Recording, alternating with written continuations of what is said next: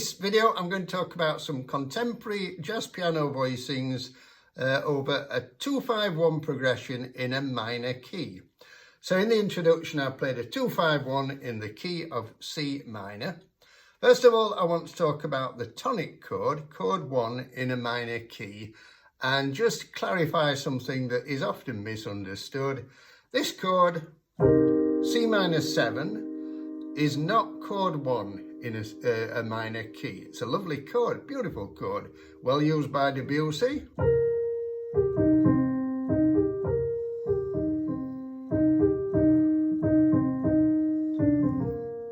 But as I say, it is not chord 1 in a minor key. So what is chord 1 in the key of C minor? Well, we take a C minor triad and either put a major 7th or sharpened 7th or a 6th. So we would regard both those chords as tonic chords in the key of C minor. You could add upper extensions, like a 9th works well over both of them.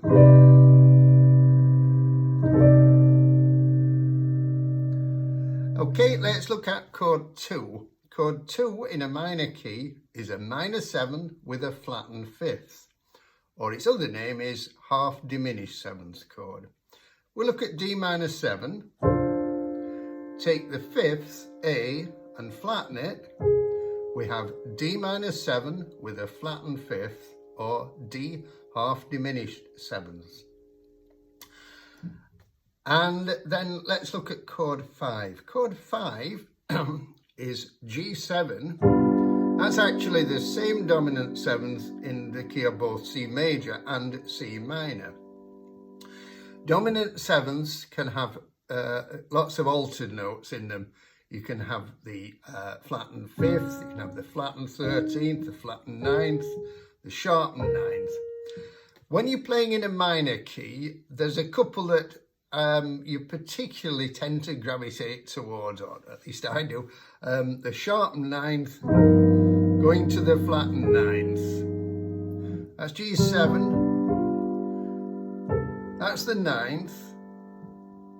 A flat is the flattened 9th. That's the sharpened 9th. And it tends to want to go down to the flattened 9th.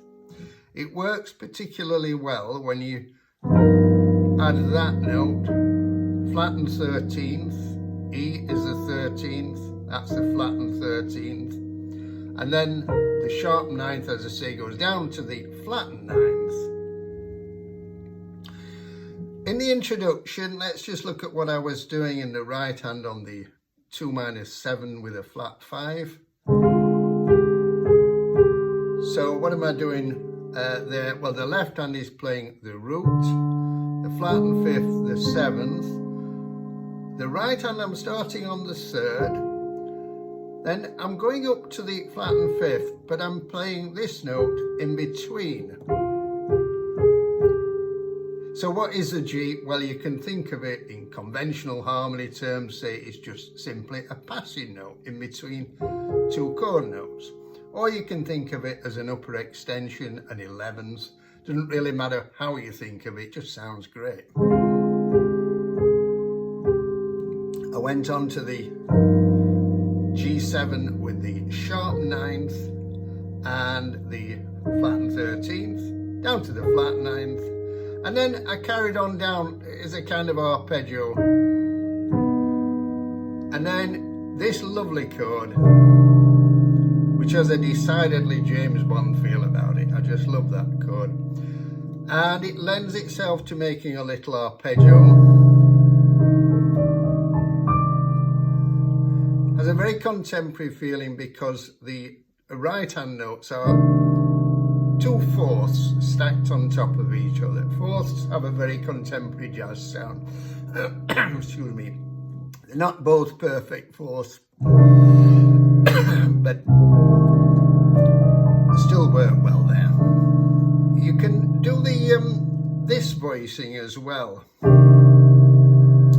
Now that's, instead of having the 3rd, 6th, 9th, I've got the 6th, 9th and 5th.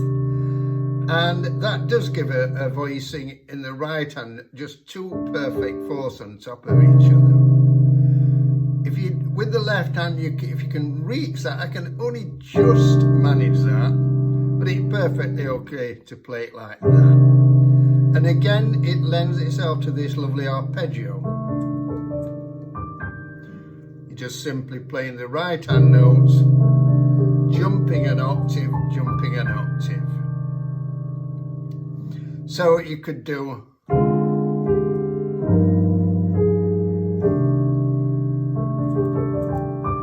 as another alternative. Hope you found that useful. If you did, please give it a thumbs up and subscribe. See you in the next video. Thank you.